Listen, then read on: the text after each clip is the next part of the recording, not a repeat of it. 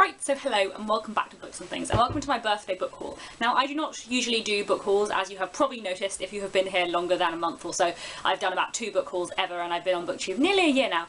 But I did do a book haul around about Christmas, when I got lots of books for Christmas, and I thought, as it was my birthday 2 weeks ago, and I did receive quite a lot of books for my birthday because my family and friends know me and know that the only thing I want in life is books, I thought I would do a book haul for you now and tell you about all the books I got for my birthday.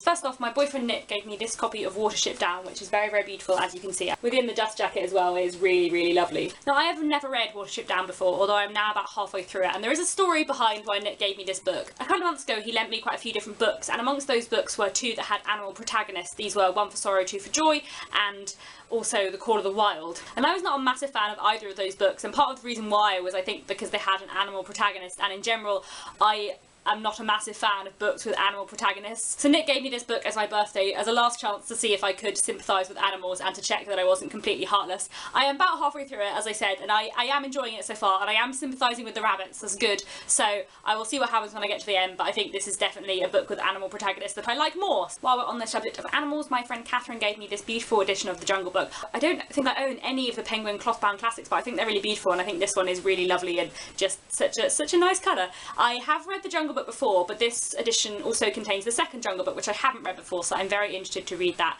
and I do quite like Rudyard Kipling. I think he's a very interesting writer, and I'm curious to read more of this. Now, my friends Celine and Molly gave me some very exciting old books, the first of which is this, which is a beautiful edition of Marlowe's Dr. Faustus, and this is from 1932, and it's tiny, and it's really, really beautiful, and in very, very good condition, so that is quite exciting. I have seen Dr. Faustus on stage a couple of years ago at the Globe Theatre, and I really enjoyed it, so this is very exciting. And knowing me as they do, they also gave me a lovely old Dickens book to add to my old Dickens book collection, and that is a very nice copy of The Old Curiosity Shop by Charles Dickens, and as we all know, I do love The Old Curiosity Shop and all of Dickens very, very much. This is a lovely, lovely edition. It doesn't have a date inside the book, but from a bit of research about the publisher, I gather it's from about 1920, which is very exciting, and it is really, really beautiful. I especially love the little illustration on the front. Next, my great aunts gave me 2 very, very exciting Bronte-inspired books. So the first is this, which is Nellie Dean by Alison Case. I have been seeing this around for over a year. At first I saw it in foils in hardback, and it looked so good and so interesting. As you all know, I love Wuthering Heights a great deal, and the narrator of the bulk of Wuthering Heights is a character called Nellie Dean, but although Nellie Dean narrates the events that goes on, she doesn't really partake in them. She's always an observer, and we don't actually know very much of her own life at all. What I know about this book is it is inspired by Wuthering Heights, and it is about Nellie Dean and what happens to her aside from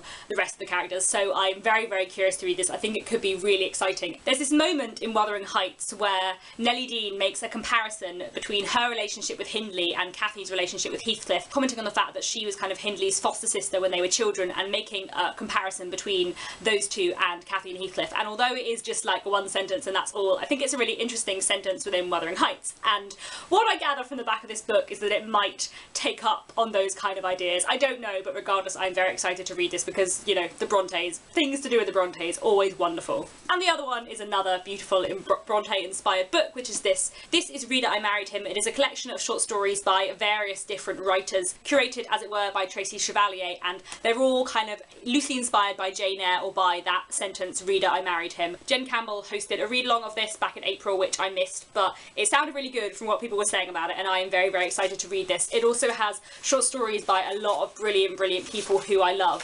The first story, My Mother's Wedding, is by Tessa Hadley, who was one of my MA tutors, and I haven't read anything by her before, and it makes me really sad because she's so lovely. There's also stories by Tracy Chevalier, Emma Donoghue, Susan Hill, Audrey Nifflinger. All round, it looks like it should be a very exciting book, and I do love a good short story collection, and I do love anything to do with the Bronte, so this should be very good. Finally, onto the books my parents gave me. There were quite a few because, as I said, they know me well. Sticking on the theme of books inspired by Victorian literature, I received Death and Mr. Pickwick by Stephen Jarvis. I've been wanting to get this book for ages and ages. I have been seeing it around for a very long time and have been very curious about it, and a while ago when I was doing my What the Dickens week, Stephen Jarvis, the author of this book, actually commented on one of my videos, and we had a chat about Death and Mr. Pickwick, and he actually sent me a signed bookmark, which is very exciting. So now I finally have this book and I can finally get around to reading it. It's related to Charles Dickens and his novel The Pickwick Papers. I don't know that much more about it than that, but that is enough to make me sure that I'm going to very much enjoy this book. Next, I also received The Long Way to a Small Angry Planet. I have been hearing such wondrous things about about this book.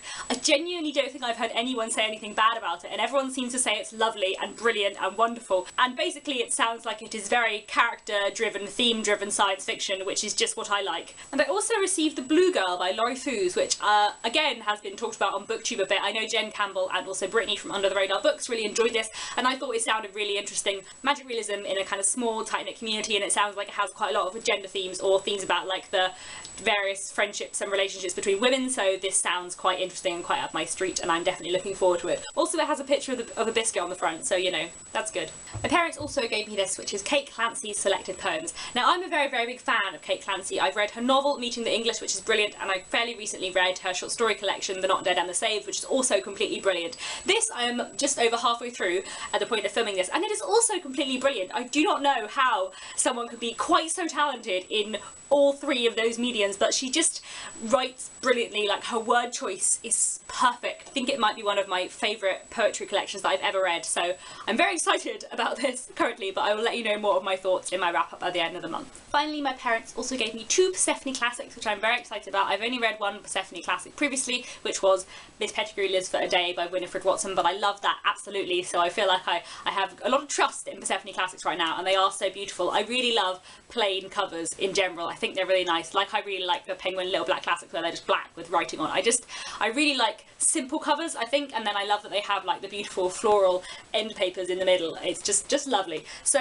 this book is The Homemaker by Dorothy Canfield Fisher. I don't know very much about this. This is why I don't do hauls, because in general I acquire books and I don't know much about them until I read them. However, this book was written in 1924, which is a period in history I'm really interested about, and apparently it has been hailed as a feminist novel, so that is also a good sign. And finally, the other Persephone classic I received for my birthday is Mariana by Monica Dickens. Monica Dickens, if you don't know, is Charles Dickens' great-granddaughter, which obviously makes me very intrigued by this book, although I have not ever read it before. Also, interestingly, this is Persephone classic number 2, which means it was the second Persephone classic that they did, so that's quite fun. This was published in 1940, and again, I do not know that much about it, but I'm very curious to read it, and I will let you know what I think of it when I'm done. So anyway, that has been my birthday book haul. I hope you enjoyed seeing all the books that I received for my birthday. I'll be back on Thursday with another video where I'll be talking about the first 4 chapters of Our Mutual Friend as part of our Victorian serialised read-along. If you don't know about the read-along, I will link down below the Goodreads group and more videos, and if you do want to join in, we're still on at the end of May, so you do still have time to read the first 4 chapters of Our Mutual Friend as we go on. Anyway, thank you very much for watching, and I'll be back very soon.